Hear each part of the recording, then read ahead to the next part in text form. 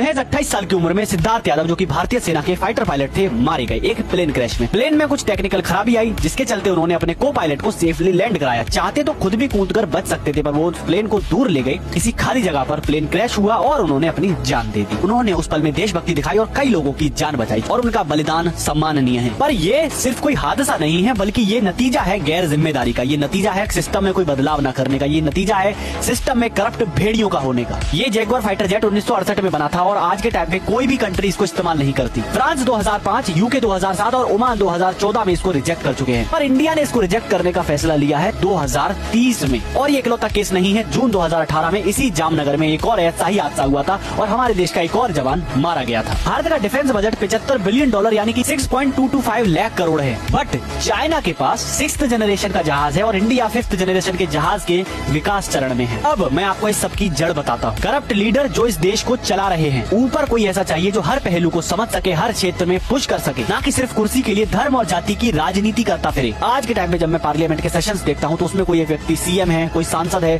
तो कोई किसी न किसी पोस्ट पर है, बट जब वो बात करता है तो क्या बोलता है? औरंगजेब, अकबर, बाबर, राणा सांगा, छत्रपति शिवाजी, धर्म, जाति, हिंदू, मुसलमान, बिना सिर पैर की बातें और भरपूर लोकप्रियता और बहुमत के साथ ये लोग जीत जाते हैं। इसके बावजूद भी कि ये लोग कभी कोई बदलाव की, कोई सुधार की बात करते ही नहीं है। दोस्तों, डिफेंस को मजबूत बनाने में टेक्नोलॉजी का एक बहुत बड़ा सहयोग होता है और देश का टेक कैसे ग्रो करेगा ये डिपेंड करता है देश के एजुकेशनल एनवायरनमेंट पर। और भारत के जो जीनियस बच्चे हैं वो भारत में रहना नहीं चाहते। आईआईटी जैसे कॉलेजेस में सीट भी सिर्फ इसलिए चाहते हैं ताकि उन्हें इस देश से बाहर निकलने का एक मौका मिल जाए, जो कि सही भी है, क्योंकि अगर वो भारत में रुके तो उनको अपनी स्किल्स को इम्प्लीमेंट करने का कोई एक्सपोजर अच्छे से मिलेगा ही नहीं। पर ये जो राजनीतिक दीमक हैं, ये इस देश को खोखला कर रहे हैं, ये आप मान ही लो। भारत में राम राज्य नहीं चल रहा है और ना भारत कोई विश्वगुरु देश है। दिल्ली के विधानसभा चुनाव के दौरान 70 विधायक चुने गए, जिसमें से 31 विधायकों पर गंभीर क्रिमिनल चार्जेस है। वो कोई छोटे मोटे क्रिमिनल चार्जेस नहीं है, वो अटेम्प्ट टू मर्डर और रेप जैसे क्रिमिनल चार्जेस हैं। इसके बावजूद भी सबके सब नेशनल सिक्योरिटी में हैं और वर्ल्ड क्लास फैसिलिटी के अंडर हैं। साथ ही साथ टेंडर का पैसा खा खा के अपनी जेबें भर रहे हैं, सो अलग। और जिन लोगों पर ऐसे चार्जेस हो, उनसे कैसे उम्मीद की जाए कि वो कोई बदलाव लेकर आएंगे कभी भविष्य में?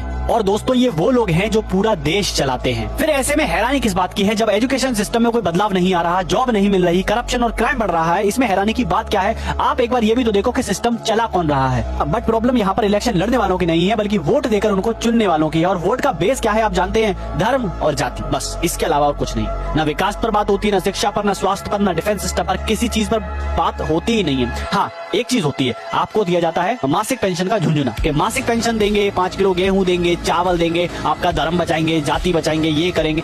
काम की बात नहीं होती। एट द एंड मैं यही कहूंगा कि सिस्टम पहले से ही बहुत खोखला है। भ्रष्टाचारियों को चुनकर और खोखला ना करें। मेरे YouTube का लिंक बायो में है। मैं मिलता हूँ आपसे अगली वीडियो में, तब तक के लिए जय हिंद।